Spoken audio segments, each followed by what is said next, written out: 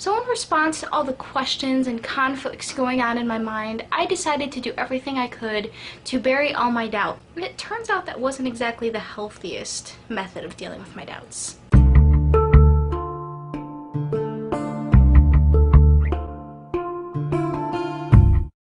So I decided to bury all my doubts as deep as I could and just kind of forget about them because I was very threatened by my doubts. This went on for a very long time. The first 8 videos in this series took place from about summer of 2007 to spring of 2008.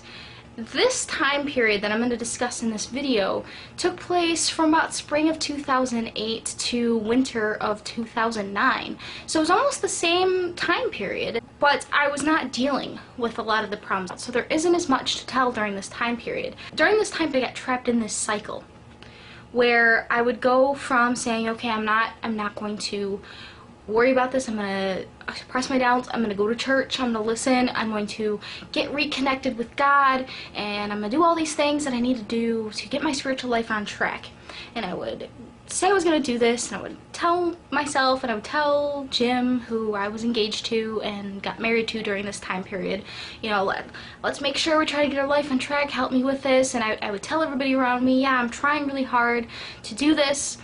And then something would happen connected with the church that would bring up new doubts or the same doubts. And there were multiple things that brought up doubts over this time period. My pastor, I noticed my pastor's really negative view of homosexuality. I always knew this, but I never realized that he called, you know, that he would stereotypically make fun of homosexuals. He would actually like use the homosexual voice and kind of do the stereotypical thing when he's making fun of homosexuals. That offended me. I had a book about marriage that was given to me by my pastor, and it had a lot of really sexist remarks in there. So that put a lot of doubts in my mind, even though I did talk to my pastor's wife and she kind of helped a little bit, said we didn't agree with absolutely everything in the book, but a lot of the attitudes scared me. And there were lots of things like this. Those are just 2 examples off the top of my head that I can think of, things that really made me feel sick with how wrong I felt it was. And all these doubts would come rushing back. All these things I'd been trying to sort of repress would come back, and I'd get really upset and panicky, and I'd get emotional, I'd feel sick to my stomach, and I would have a very emotional reaction to these things because I really wanted to trust my church. See, instead of putting the blame on my church, on the pastor, on whoever it was that was bothering me at the time, I didn't want to place the blame on any of those things because I thought that was a sinful thing to do. I thought that that was wrong. And I thought that that was going against God, possibly. Although I was starting to have doubts about that. So I would try to repent, and I would still feel guilty. Still feel bad. It didn't fix it. I would, you know, basically cry out to God, being like, tell me what I'm doing wrong. Help me fix it. Help me defeat Satan, whatever. I never felt like God beat me up emotionally. It wasn't like that. I felt bad because I didn't feel like I was doing what God wanted me to do, and I didn't know how to fix it. At this time, I was so upset and felt so dirty and wrong. And then I would go back to, okay, I'm going to get back in church, and I'm going to listen to the pastor, and I'm going to get this right, I'm going to get everything set. And the cycle would just continue over and over. I can't tell you how many times. I remember, you know, going to church and not liking church anymore. I had always loved going to church. I always looked forward to going to church, and it was getting to the point where I was actually dreading going to church. I would stay up late on Saturday, like dreading, feeling sick. I would start to think of excuses to not go to church on Sunday, not go to church on Wednesday. I didn't want to go, but I wanted to go. That was the problem. But going wasn't helping. I mean, even when I like worshipped at church, there was kind of an emptiness, a kind of structure to it. It no longer felt like this open expression of what I wanted to express. It felt like this is what we do every time. This is how we always worship. This is how we are taught to express things. It felt scripted. It felt robotic. And I didn't want it to feel that way. I didn't want to feel that way. it got to the point where I was so depressed, so guilt-ridden, that I wasn't functioning very well. I was still, you know, keeping my job and doing things with that, but I felt like it was getting worse. I felt like I was getting worse. And I thought to myself, you know what? Why not do something for myself? Like, you know, get some kind of therapy. I didn't want some therapist to solve my problems. I just wanted to be able to cope with my problems and figure out what my problems were and deal with them. And I didn't want to feel like crap all the time. And finally, it was actually on a Wednesday, because I remember I came home and Jim was about to go to service, and I said, I'm gonna call therapists kind of in the area. I called and I set up an appointment that weekend.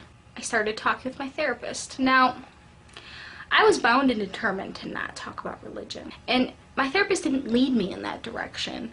After about the second or third session, mentioned that I was going to church after the session, and she asked me, you know, so, oh, you know, you go to church, you know, what church do you go to?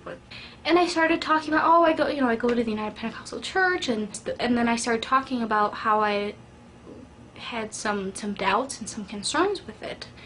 I said, yeah, you know, it used to mean a lot more to me, but I'm having problems with that. And then I just started talking about it. Like, it just came pouring out of me.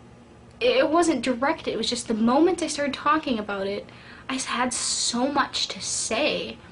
And there's something to be said about telling somebody who's outside of a belief system about your belief system. As I was saying this stuff, I was like, this sounds a little crazier than I thought. Like, I never felt comfortable enough to really talk that candidly about my religion outside of either sugarcoating it to people who didn't believe, or only talking about it candidly with people inside the church.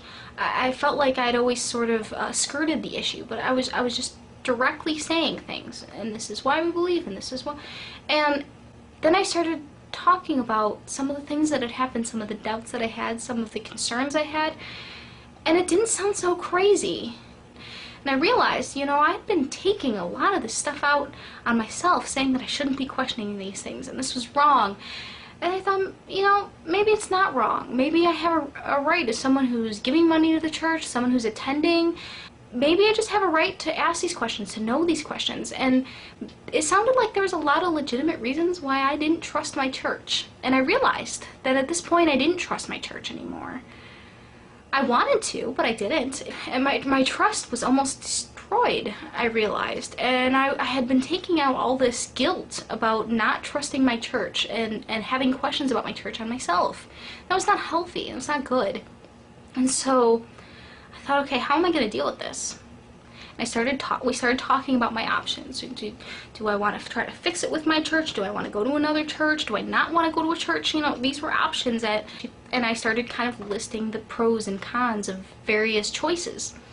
At this point, I actually addressed, you know, going to another church was a choice. I could choose that. I could go to a different Christian church. Not going to church was even a choice, but that was not the choice I wanted. I said, I'm still a Christian. I still believe in Jesus. I still believe these things. It's still really important to me. And, you know, I realized I want to follow the scriptures. I want the truth, no matter what it is. And that's the thing that had led me into this religion in the first place. That was the thing that led me into believing. I felt like I had this supernatural experience, and I felt like the Bible supported what I believed. And I remembered, you know, I said I had this spiritual experience, and I've had other ones, and I believe in God, and I believe that this is a real thing, but a lot of these other things I'm not so sure about. Even though I realized I had options, I really wanted to make it work with the church I was going to. I had a history of it. I felt like they were the reason I got saved in the first place. They were the reason I had a relationship with Christ. I really wanted to make it work, but if I didn't agree with what they taught, if I didn't think it was biblical, then I would think that the best thing to do would be to leave. I was willing to put in the work to rebuild that trust, but only if they were actually a biblical church.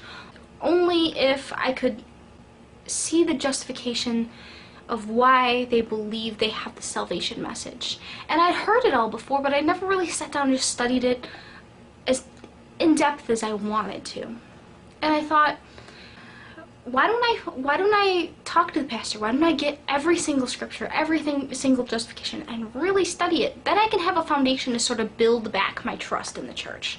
I figured that was a great way. I figured I don't have to rebuild my trust in every little thing or address all these other concerns I had. I can work kind of from the ground up. And I felt, for the first time in a very long time, I felt like that's a good way to handle this. That's, not only am I facing my doubts, but I'm trying to fix them. And I'm trying to rebuild this sort of trust in my church in a good way.